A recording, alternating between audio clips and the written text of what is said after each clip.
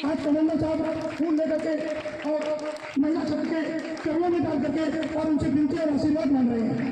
ना धन्य ऐसे कमांडर, धन्य हम लोग जिनको ऐसे महापुरुष मिले हैं। ऐसे कमांडर साहब का हम नमन और वंदन करते हैं।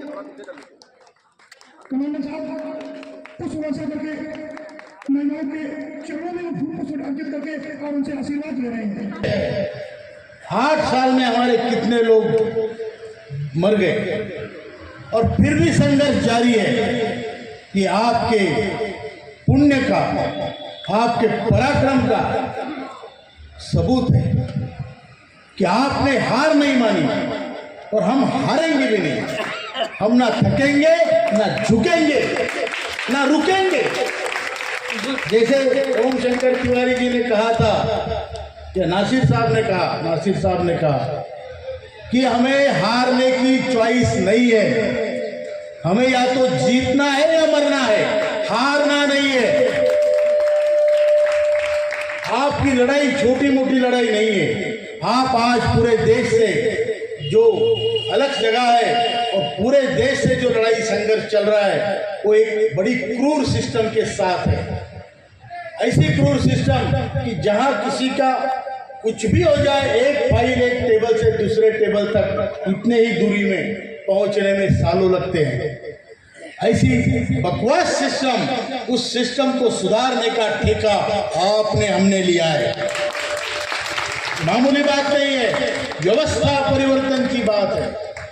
व्यवस्था परिवर्तन की बात है जो आप हम मिलके करेंगे और हमारा कर्तव्य भी है, अधिकार भी है, क्योंकि हम बुजुर्ग हैं, इस देश के ज्येष्ठ नागरिक है और एक दृष्टि से कहूं तो इस देश के बाप है।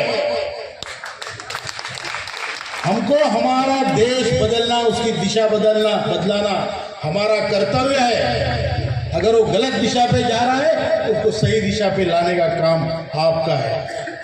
अगर बेटा बात नहीं सुन रहा है तो उसको कान में खींच के लगाने का अधिकार बाप को है। संघर्ष में अपने आप को खपाया है।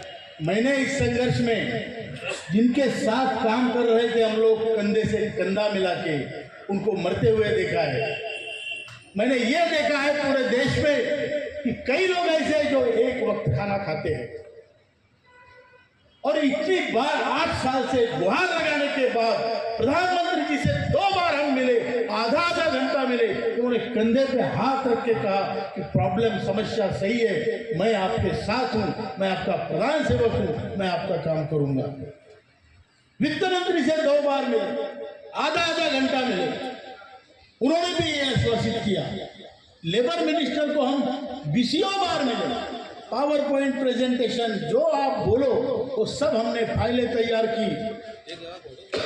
आपको बता दूं, जो मालूमात ब्यूरोक्रेसी में नहीं थी वो हमने निकाली, उसके फाइलें बनाई, उसका प्रेजेंटेशन बनाया और उनको सिखाया कि भैया ये है। पेंशन का प्रावधान नहीं, अबे पैसा लेते समय उसका प्रावधान था क्या? मेरा पैसा जिंदगी भर लूटा है।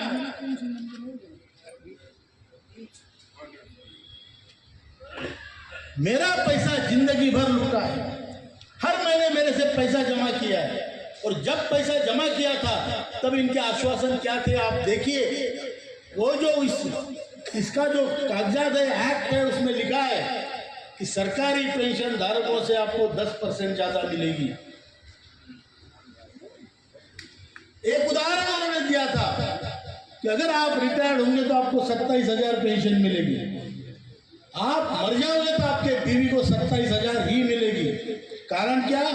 कारण ये कि वो पूरी पेंशन आपके कंट्रीब्यूशन पे हुए इन्वेस्टमेंट पे होती है और दोनों मरने के बाद जो नेक्स्ट ऑफ किन है, जो उसका आपका वारिस है, उसको 23 से 27 लाख रुपए मिलेंगे। योजना अच्छी थी कि मैं मरते तक मुझे पेंशन मिले, मेरे बाद मेरी बीवी की चिंता नहीं है और दोनों मर जाए तो वो 27 लाख या 24-23 लाख जो मिलने वाले हैं उसके प्रलोभन में कम से कम कोई मेरी सेवा करेगा।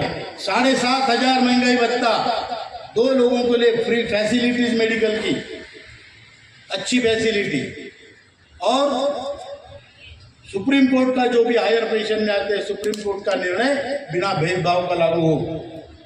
और जो लोग इस स्कीम में नहीं है उनको इस स्कीम में लाया जाए या तो उनको 5,000 पेंशन दी जाए।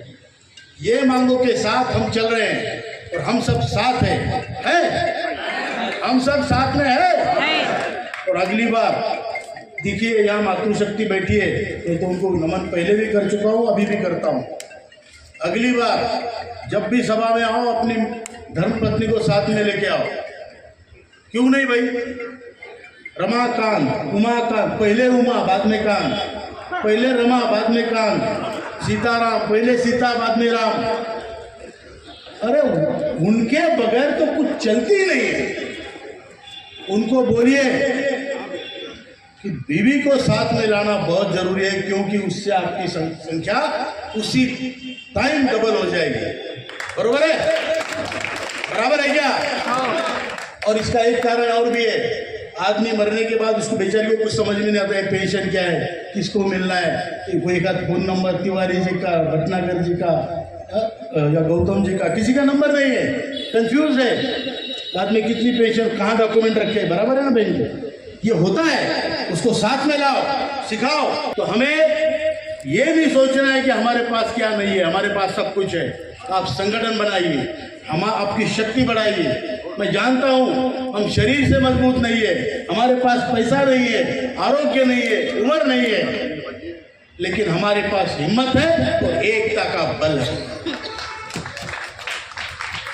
लोकतंत्र में जब तक उंगली चलती है तब तक आदमी की कीमत है। बराबर है कि नहीं? बराबर है। और वो हमारी उंगली चलती है। हम महाराष्ट्र में पूरी गोटियां फिट करके आए हैं। 1-1.5 महीना हमने हर जिले में जाके सवारी, हजारों की संख्या में लोग जमे। आजाद मैदान मुंबई पे उसका आखिरी दिन किया हमने, तो पूरा आजाद मैदान खचाखच भरा था। EPS 9 को पेंशनरों को कोई कमजोर ना समझे, ये दिखाने के लिए हमने ये किया।